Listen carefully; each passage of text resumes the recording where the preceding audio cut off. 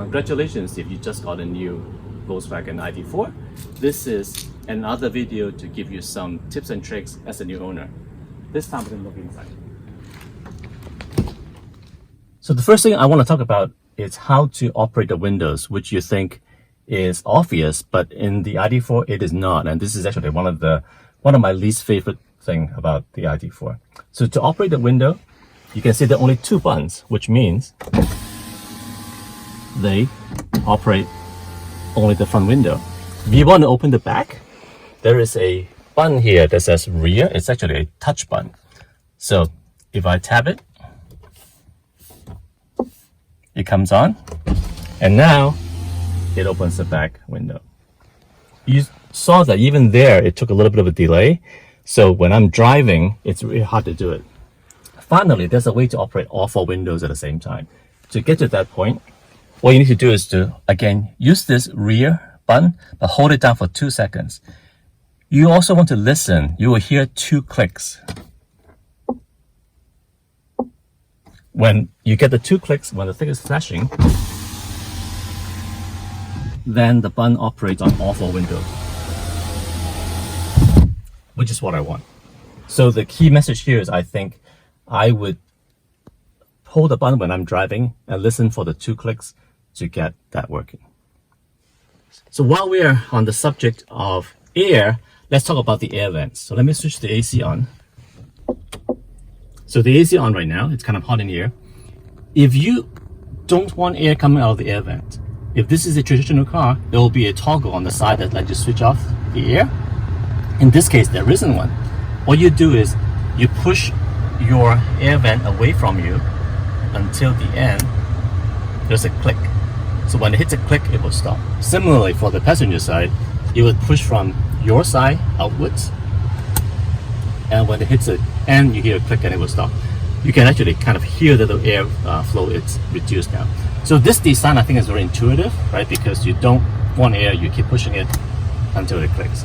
But if you never tried it, you might not ever find that this is how you switch off the air vent. So in general, when you need to operate the heating and cooling, you can use these buttons. You can use the seat warmer buttons here.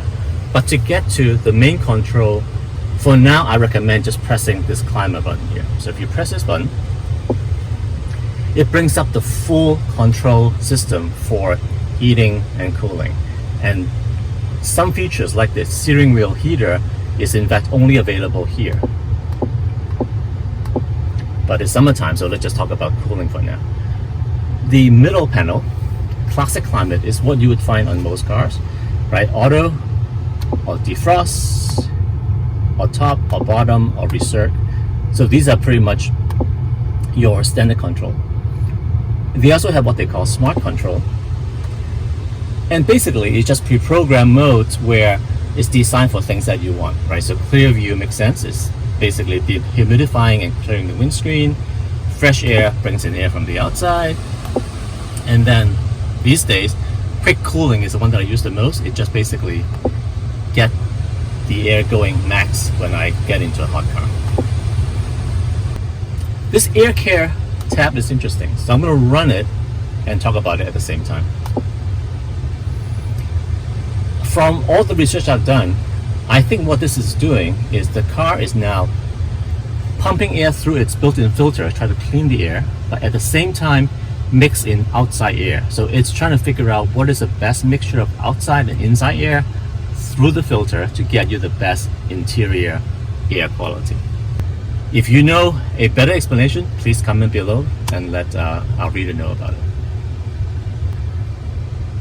Some of these smart climate features you can actually invoke using the onboard voice assistant. Now I find the voice assistant not that great, so you can say things like, "Hello ID, I am hot." Sure, cooling now. And to me that works sometimes. It's still faster just to use the button. There are a few fun things you can do with the voice assistant. And honestly, this is more for a demo. So the one that I like the most is this one. Watch. "Hello ID, it's too dark here." Opening the sunshade. And what that does is open the sunshade. Now that is probably the slowest way you can go around opening the sunshade, but it makes for a great demo. So I'm going to end with one useful voice assistant command that I use sometime, and that is to set the radio, have the radio going at a particular station. So when I'm driving, I can get the radio going by doing this. Hello ID. How can I help you? Play radio 90.9. All right. Never thought about being. So that's it for now. Please subscribe to get more tips.